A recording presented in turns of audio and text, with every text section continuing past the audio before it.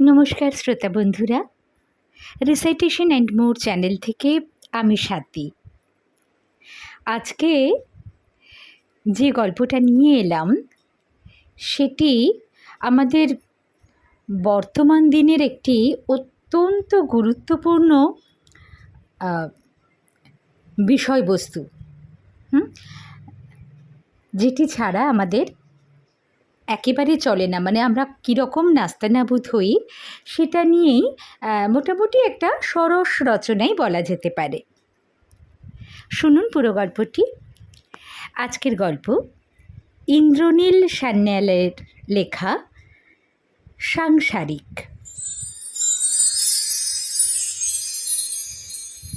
রবিবারের খবরের কাগজের শ্রেণীবদ্ধ বিজ্ঞাপনের যে কী শক্তি সেটা একটা বিজ্ঞাপন দিয়েই বুঝেছে রিমা। যতীনদা মারা যাওয়ার পরে তার সঙ্গে যোগাযোগের সূত্রে বাড়িতে একের পর এক কাজের লোক আসছিল। কেউ একবেলা কাজ করবে, কেউ দুবেলা, কিন্তু রাতে থাকতে রাজি নয়। এদিকে রিমা ডানলপের ফ্ল্যাটে সারাক্ষণের কাজের লোক ছাড়া চলবে না। সে চাকরি করে, বর শুভেন্দু চাকরি করে, একমাত্র ছেলে ঋষভের ক্লাস 9, টিউশনি আর স্কুলে চক্করে ছেলেটা সারাদিনই বাইরে। ফ্ল্যাটে 80 বছরের শাশুড়ি সুজাতা। তাঁর পাশে একজন লোক না রেখে অফিস বেরিয়ে যাওয়া রিমার পছন্দ নয়। তার বাবা মা কিছুদিন আগে কয়েক মাসের ব্যবধানে মারা গেছেন। বাবার শেষ সময়ে পাশে তাও মা ছিলেন, মায়ের পাশে কেউ ছিল না। পচা গন্ধ পেয়ে প্রতিবেশীরা রিমাকে খবর দেয়। তারপর তো থানা, পুলিশ, সরকারি হসপিটাল, ময়নাতদন্ত, হেন তেন। যতীনদা থাকলে এইসব নিয়ে ভাবতে হতো না। সকালে ঘুম থেকে উঠেই হাতের কাছে বেড টিপে দিন শুরু হতো। রিমার জন্য ইংরেজি খবরের কাগজ আর মারি বিস্কুট, শুভেন্দুর জন্য বাংলা কাগজ আর টোস্ট বিস্কুট, সুজাতার জন্যে টিভিতে রবীন্দ্রসঙ্গীতের অনুষ্ঠান, ঋষভের জন্য হেলথ ড্রিঙ্ক আর হোম টাস্কের খাতা। কখনো কিছু বলে দিতে হয়নি।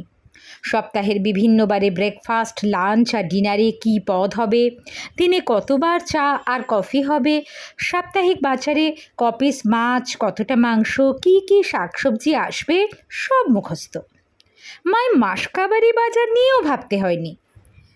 ঋষভের বন্ধুরা এলে চিজ স্যান্ডউইচ অ্যান্ড কোক, শুভেন্দুর বন্ধুরা এলে হুইস্কির বোতল আর সোডা, আত্মীয় স্বজন এলে মিষ্টি আর নোনতার প্লেট। রিমা বা শুভেন্দু মাথায় ঘামায়নি।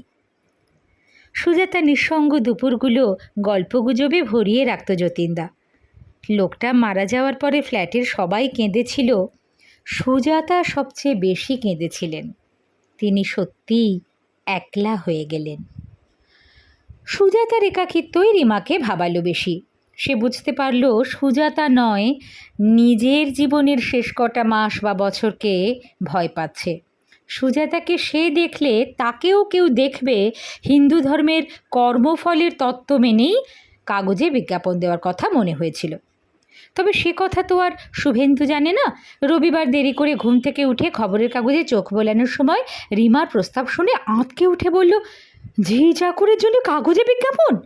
অ্যাডের জন্যে কত টাকা নেয় জানো? এখন আবার শব্দ প্রতি নয়, ক্যারেক্টার প্রতি টাকা। শুভেন্দু চাকরি করে বিদ্যুৎ দপ্তরে, রিমা প্রাইভেট ব্যাংকের অ্যাসিস্ট্যান্ট ম্যানেজার। টাকার অভাব এই পরিবারে কোনো কালেই নেই। বরের কিপটেমির সঙ্গে দেখে শুনে বিয়ের পর থেকেই পরিচিত রিমা। সে সুজাতার জন্য ভেজিটেবল স্টু বানাতে বানাতে বলল, তোমার বা বিজ্ঞাপনের ক্যারেক্টার নিয়ে আমি চিন্তিত নই, টাকা আমিই দেব, তুমি বয়ানটা লিখে দাও। একটা জিনিস মাথায় রেখো, ছেলে নয় মেয়ে কাজের লোক চাই, সবাই যতীনদা হয় না। খবরের কাগজ রেখে মোবাইল হাতে নিয়ে একটা বয়ান লিখে ফেলল শুভেন্দু। 4 জনের পরিবারে সারাক্ষণ থেকে কাজ করার জন্য পিছুটানহীন মহিলা চাই, সঙ্গে মোবাইল নম্বর। সামান্য অদল বদল করে এই ম্যাটারটাই খবরের কাগজে দিয়েছিল। পরের রোববার ভোর 6টা থেকে রিমার মোবাইলে ফোন সেই যে বাজতে শুরু করলো, থামলো সোমবার বিকেলে। একটা ফোন আলাপের মধ্যে 3টে মিসড কল হচ্ছে। সেই নম্বরগুলো রিং ব্যাক করতে গিয়ে আরও 5টা মিসড কল। এত ফোন সারা জীবনে করেনি বা ধরেনি রিমা। গোটা 25 ফোন ধরার পরে ঠেকে শিখল সে। রাইটিং প্যাডে মোবাইল নম্বর আর নাম লিখতে শুরু করলো। সেই সঙ্গে ঠিকানা, কত মাইনে, কী কাজ করতে হবে তার ফেরিস্তি। বিজ্ঞাপনে পরিষ্কার করে লিখে দেওয়া সত্ত্বেও অনেক পুরুষ মানুষও ফোন করেছিল। ফোন এসেছিল পশ্চিমবঙ্গের সমস্ত জেলা থেকে, অশিক্ষিত থেকে পোস্ট গ্র্যাজুয়েট, 17 বছরের ছেলে থেকে 70 বছরের বৃদ্ধ। রেঞ্জ দেখলে মাথা খারাপ হয়ে যাওয়ার জোগাড়। দাবির বৈচিত্র্য শুনেও পিলে চমকে যায়। মুর্শিদাবাদের এক বিপত্নিক বলল, আমার কোনো চাহিদা নেই, দুবেলা খাবার আর মাথার উপরে ছাদ হলেই হলো। বসিরহাটের এক কিশোরের দাবি 20,000 টাকা মাস মাইনে আর নতুন স্মার্টফোন। এক যুবক তার মায়ের অপারেশনের জন্য 2 লাখ টাকা চেয়ে বসল। পরের 5 বছর নাকি তাকে আর কিছু দিতে হবে না। রিমার রাইটিং প্যাড থেকে সব তথ্য এক্সেল স্প্রেডশিটে ফেলল শুভেন্দু। প্রিন্ট আউট নিতেই 177 জনের তালিকা এক নজরে দেখা যাচ্ছে। সব দিক থেকে বিচার করে সেমিফাইনালে গেল 7টি মেয়ে। দ্বিতীয় দফার টেলিফোন ইন্টারভিউ এবং একবার সাক্ষাতের পর দ্য অ্যাওয়ার্ড গোজ টু খুশি মাইতি ফ্রম শ্যামপুর। বছর 40-এর খুশির বাড়িতে বর আর 2টো বাচ্চা আছে শুনে প্রথম সাক্ষাতে পিছিয়ে গিয়েছিল রিমা। বিরক্ত হয়ে বলেছিল, বিজ্ঞাপনে লেখা আছে পিছুটানহীন, ওই কথাটার মানে বোঝো? ওর মানে হলো যার বাড়ি ফেরার চাহিদা নেই। তুমি তো বর আর বাচ্চার জন্য ফিউইকে বাড়ি যাবে, তোমায় কেন রাখবো? আমার বর পলিটিক্স করে বলে অন্য পার্টির লোকেরা মেরে হাত পা ভেঙে দিয়েছে, আমাকে রেপ করার ভয় দেখিয়েছে, হাউমাউ করে বলেছিল খুশি। আমার বরই তো কাজ করতে পাঠালো, রোজগারও হবে, গ্রাম থেকে দূরে থাকাও হবে। আমি বাড়ি যাব না দিদি, আমার যাওয়ার উপায় নেই কো। সেই রাতে খুশিকে সুজাতার শোয়ার ঘরের মেঝেতে বিছানা করে শুতে দিয়ে শুভেন্দু আর রিমা মিলে ম্যারাথন মিটিংয়ের পর ঠিক করলো একে রাখা হবে। বিপক্ষে অনেক যুক্তি থাকলেও মেয়েটার হাতে গড়া নরম রুটি আর কম তেল মশলা দেওয়া মুরগির ঝোল সুজাতার পছন্দ হয়েছে। সুতরাং পরের দিনই গাড়ি নিয়ে বেরোলো শুভেন্দু। সঙ্গী বলতে রিমা, ঋষভ আর খুশি। গাদিয়াড়া বেড়াতে যাওয়ার ছুতোয় খুশির গ্রাম এবং বাড়ি দেখে আসা হলো। আলাপ হলো ওর বর আর 2 বাচ্চার সঙ্গে। ডানলপের ফ্ল্যাটে ফিরে খুশির আধার কার্ড আর ভোটার কার্ডের ফটোকপি স্থানীয় থানায় জমা দিয়ে এলো রিমা। আজকাল কাউকেই বিশ্বাস নেই, রিমা তো নিজেকেও বিশ্বাস করে না, সেই জন্যই বাড়ির মধ্যে সিসিটিভি ক্যামেরা লাগিয়েছে। অফিস থেকে মোবাইলে দেখা যায় কোন ঘরে কি হচ্ছে। খুশি পাকা গৃহিণী, সে 3 দিনের মধ্যে বুঝে গেল এই বাড়ির সবার রুটিন এবং সেই মতো সংসারও সাজিয়ে নিল। রিমা আর শুভেন্দু ঘুম থেকে ওঠে সকাল 7টায়। উঠেই তাদের বেড টি চাই। সরকারি কর্মচারী শুভেন্দু চায়ের কাপ আর খবরের কাগজ নিয়ে 8:30 পর্যন্ত বিছানায় গড়াগড়ি খেয়ে কাটিয়ে দেয়। প্রাইভেট ব্যাংকের অ্যাসিস্ট্যান্ট ম্যানেজার রিমা 1 কাপ চা খেয়ে ঢুকে যায় বাথরুমে। 8টার মধ্যে অফিস যাওয়ার জন্য রেডি। রিমার জন্য ব্রেকফাস্ট তৈরি করে ফেলতে হয় 7:45-র মধ্যে। শুভেন্দু আর ঋষভ 9টার সময় বেরোয়। ওরা যাওয়ার পরে খুশি ব্যস্ত হয়ে পড়ে সুজাতাকে নিয়ে। প্রাতকৃত্যের সময় সাহায্য করতে না হলেও স্নান করার সময় পাশে থাকতে হয়। এই বয়সে পড়ে গেলে কোমরের হাড় ভাঙবে, তখন আবার হাজার ঝামেলা। অফিসে বসে মোবাইলে সব কিছু দেখতে পাচ্ছে রিমা। সুজাতাকে খাইয়ে যত্ন করে বারান্দার আরাম কেদারায় বসিয়ে আবার রান্না নিয়ে ব্যস্ত হয়ে পড়েছে খুশি। রান্নার ফাঁকে চায়ে চুমুক দিচ্ছে, পাউরুটি আর আলুর তরকারি দিয়ে জলখাবার সেরে নিচ্ছে। দুপুর আর রাতের রান্না একসঙ্গে সেরে ফ্ল্যাট সাফাই আর কাপড় কাচাকুচি শুরু করে দিল। সেসব চুকতে চুকতে দুপুর 1টা। ততক্ষণে সুজাতার দুপুরের খাওয়ার সময় হয়ে গেছে। তাকে খাইয়ে বিছানায় শুইয়ে স্নান সেরে নেয় খুশি। দুপুরে খেয়ে 2 ঘন্টার বিশ্রাম। বিকেল 4টের সময় ঋষভ ফিরে আসে। এদিকে ওদিকে জামা কাপড় ছুঁড়ে স্কুল ব্যাগ চেয়ারে রেখে জুতো পরেই বিছানায় শুয়ে পড়ে। অনেক তোতাই পাতাই করে ঋষভকে তোলে খুশি। বিকেলের খাবার মুখে পুড়ে দিতে হয়, জোর জবরদস্তি ইউনিফর্ম খোলাতে হয়, পোশাক বদলাতে সাহায্য করতে হয়, টিউশনি পাঠাতে হয়। কবে, কোথায়, কখন পড়তে যাবে এবং কটার সময় ফিরে আসবে সব মুখস্থ খুশির। সন্ধ্যে 7টা নাগাদ ফেরে শুভেন্দু, 8টায় রিমা। 8:30 থেকে 9টার মধ্যে ঋষভ। ফ্ল্যাটে আবার 4 সদস্য আর একজন কাজের লোক। আড্ডা, চায়ের সঙ্গে টা, পিএনপিসি, টিভির মেগা সিরিয়াল দেখতে দেখতে গালাগালি, নিউজ চ্যানেল দেখে তার চেয়েও বেশি গালাগালি, এই সব করতে করতে রাতের খাওয়ার সময় হয়ে যায়। ডিনার সেরে মুখ ধুয়ে শুতে যাওয়ার সময় রিমা দেখে খুশি খেতে বসেছে। রাতের বাসন মেজে সুজাতার ঘরের মেঝেয় শুয়ে পড়বে। ঘড়িতে রাত 10:30। পছন্দসই কাজের লোক পাওয়ার জন্য ঈশ্বরকে ধন্যবাদ জানিয়ে ঘুমিয়ে পড়ে রিমা। সমস্যাটা এলো খুশি কাজে যোগ দেওয়ার 3 মাস পরে, এবং এসেই সব কিছু তছনছ করে দিল। অফিস থেকে ফিরে সুজাতার কাছ থেকে রিমা জানল খুশি দুপুরবেলা ফ্ল্যাট ছেড়ে চলে গেছে। সুজাতার ভাষায়, ওর মোবাইলে ফোন এলো, কী গুজুর গুজুর ফুসুর ফুসুর হলো জানি না, আমার কাছে এসে কাঁদতে কাঁদতে বলল, আমি গ্রামে যাচ্ছি, পরশু চলে আসবো, আপনি দিদিভাইকে বলে দেবেন। তারপরে ব্যাগ গুছিয়ে ভাগলবা হলো। খুশি আসার 1 মাস পর থেকেই মোবাইলের মাধ্যমে আর নজরদারি ক্যামেরায় চোখ রাখে না রিমা। আজ বাধ্য হয়ে টিভির দিকে তাকিয়ে রিমোট হাতে নিল। মোবাইলে নয়, আজ সে মনিটরে ফুটেজ দেখবে। 2:30 নাগাদ খুশির মোবাইলে ফোন আসা থেকে 2:45 বেরিয়ে যাওয়া সবটাই আছে। খুব খুঁটিয়ে 4 ফুটেজ দেখে রিমা বুঝল খুশি চুরি চামারি করেনি, নিজের ঝোলা নিয়েই হন্তদন্ত হয়ে চলে গেছে। কিন্তু খুশি রিমাকে ফোন না করে বাড়ি গেল কেন? প্রশ্নটা ভাবাচ্ছে। বিরক্ত এবং কৌতূহলী রিমা খুশির মোবাইলে ফোন করলো। ওকে মোবাইলে পাওয়া যাবে কি? মনে তো হয় না, দেখা যাক।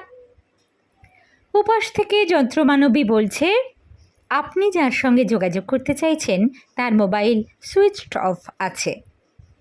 নেকু, যন্ত্রমানবীকে ভেঙায় রিমা। তাহলে সে ঠিকই ভেবেছিল খুশির সঙ্গে ফোনে যোগাযোগ করা যাবে না। এবার কি হবে? সেদিন শুভেন্দু অসুস্থ সহকর্মীকে দেখতে নার্সিংহোমে গিয়েছিল। ফ্ল্যাটে দেরি করে ফিরে দেখল ধুন্ধুমার বেঁধেছে। সুজাতার বিকেলে চা জোটেনি বলে বিড়বিড় করে অসন্তোষ প্রকাশ করেছেন। ডামাডোলের বাজারে ঋষভ টিউশনে যায়নি, বাড়িতেও পড়াশুনো করছে না, সুজাতার খাটে শুয়ে রিমার স্মার্টফোনে ভিডিও গেম খেলছে।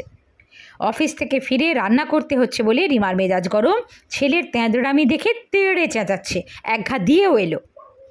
ঋষভ স্মার্টফোন রেখে দুপদাপ করে নিজের ঘরে ঢুকে ভেতর থেকে ছিটকিনি দিয়ে দিল। সেটা দেখে আরও রেগে দরজায় ধাক্কা মারছে রিমা আর চেঁচাচ্ছে, খোল দরজা, আজ তোর একদিন কি আমার একদিন। নাতিকে বকুনি দেওয়া সুজাতার পছন্দ নয়। তিনি বললেন, শুভেন্দুকে মানুষ করার জন্য তো আমাকে মারধর করতে হয়নি, তুমি কেমন মা? ব্যাস, তাকধেনাদিন লেগে গেল শাশুড়ি আর বৌমার মধ্যে। টিভির মেগা সিরিয়ালেও তখন একই জিনিস দেখাচ্ছে।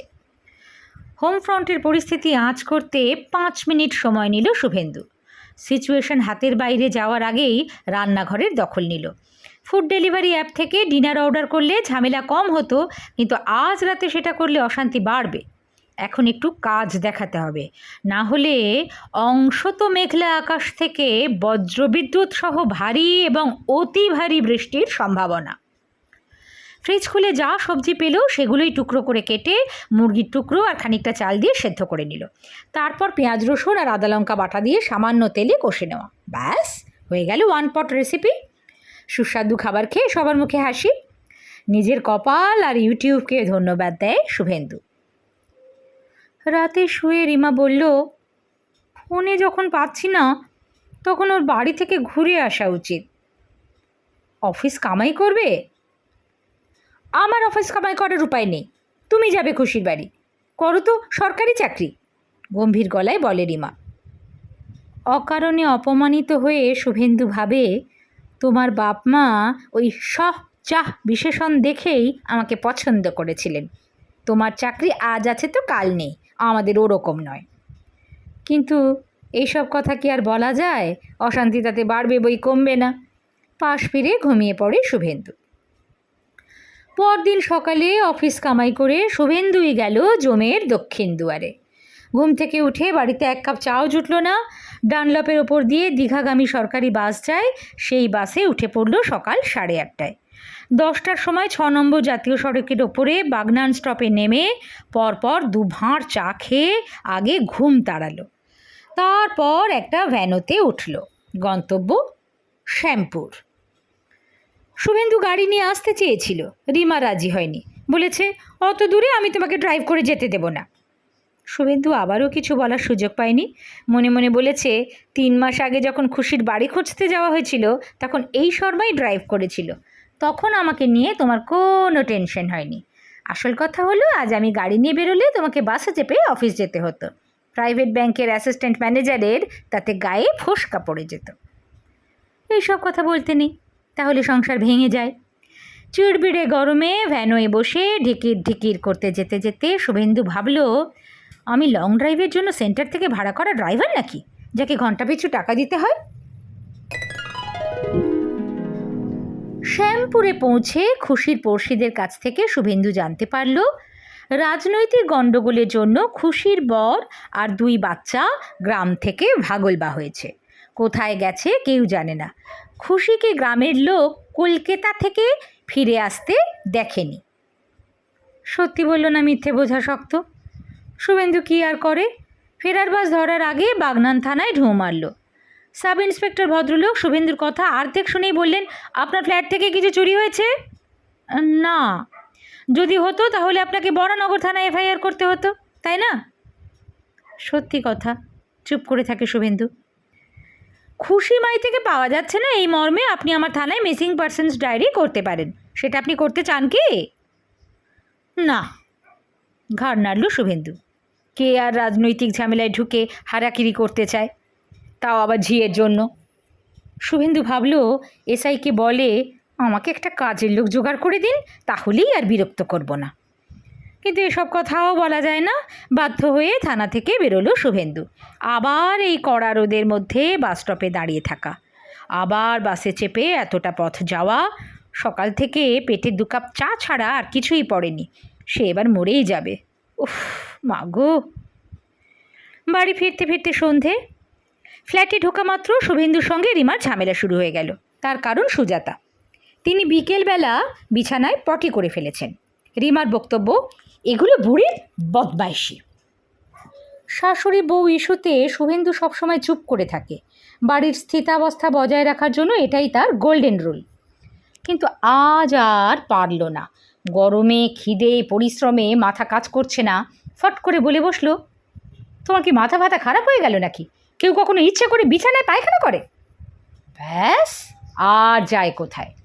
সদ্য অফিস থেকে ফিরে কাপড় কাচতে বসা রিমা চিৎকার শুরু করে দিল। পাশের ফ্ল্যাটের প্রতিবেশীদের কথা বাদ দেওয়া যাক, তারা তো শুনতে পাচ্ছেই। পুরো অ্যাপার্টমেন্ট কমপ্লেক্স মানে আশেপাশের বাড়ির লোকেরাও জানতে পারলো যে শুভেন্দু এখন বউয়ের কাছে ধ্যাতানি খাচ্ছে।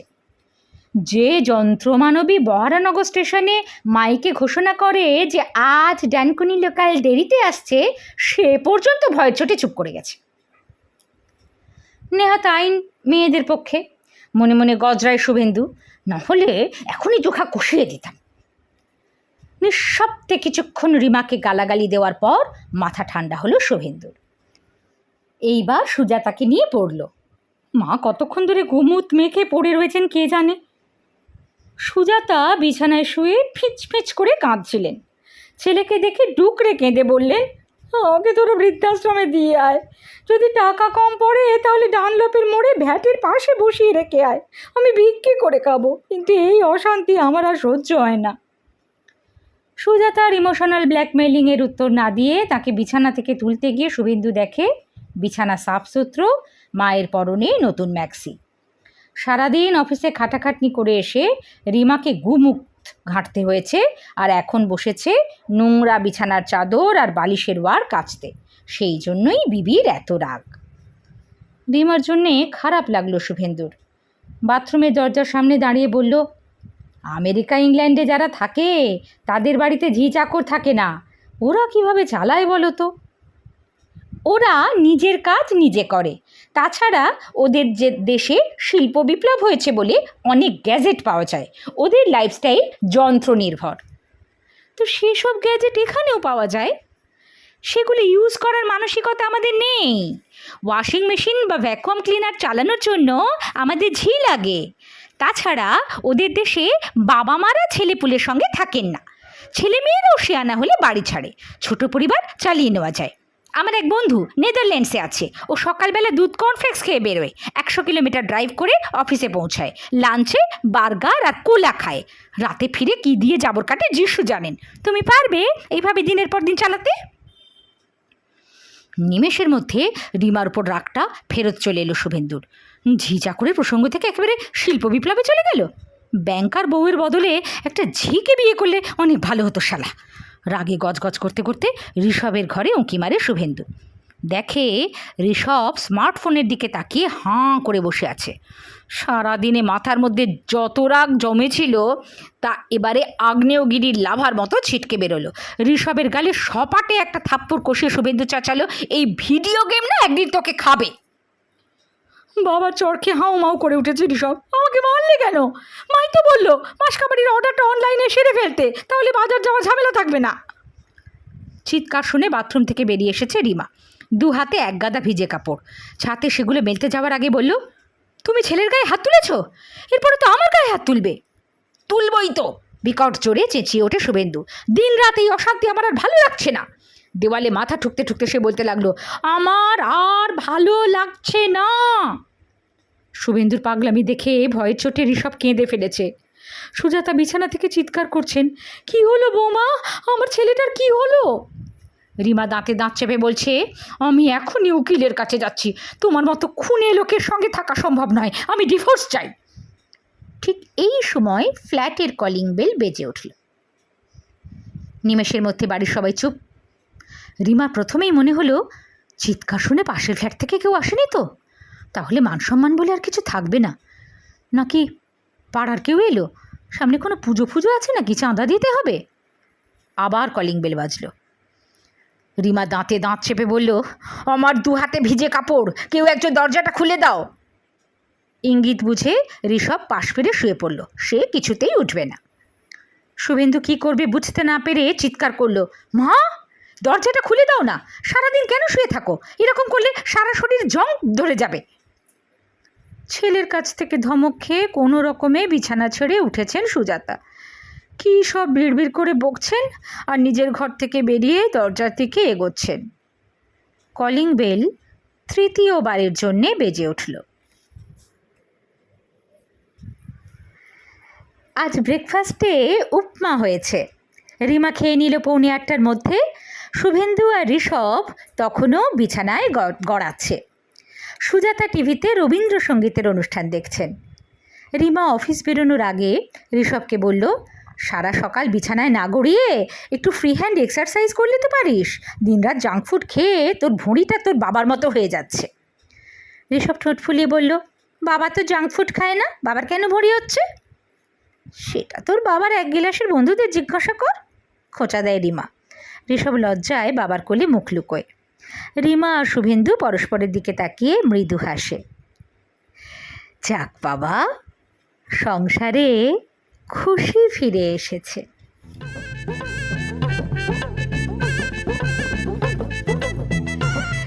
শুনছিলেন ইন্দ্রনীল সান্যালের লেখা ছোট গল্প সাংসারিক। এতখানি না হলেও কম বেশি এখনও বেশ কিছুটা প্রাসঙ্গিক ঘরে ঘরেই, কি বলেন? আপনাদের মতামত জানার অপেক্ষায় রইলাম। ভালো লাগলে লাইক আর শেয়ারও করবেন। আর আপনারা যদি এরকম নানান স্বাদের গল্প শুনতে ভালোবাসেন, যদি আবৃত্তি শুনতে ভালোবাসেন, কিংবা আবৃত্তি সংক্রান্ত নানান আলোচনা, শ্রুতি নাটক এসব আপনাদের ভালো লাগে, তাহলে আমার এই রিসাইটেশন অ্যান্ড মোর চ্যানেলটি সাবস্ক্রাইব করে রাখতে ভুলবেন না। সাবস্ক্রাইব করে পাশের নোটিফিকেশান বেলটি অবশ্যই অন করে রাখবেন, তাহলে আমি কিছু আপলোড করলেই আপনাদের কাছে তার নোটিফিকেশান সঙ্গে সঙ্গে পৌঁছে যাবে। সবাই খুব ভালো থাকবেন। নমস্কার।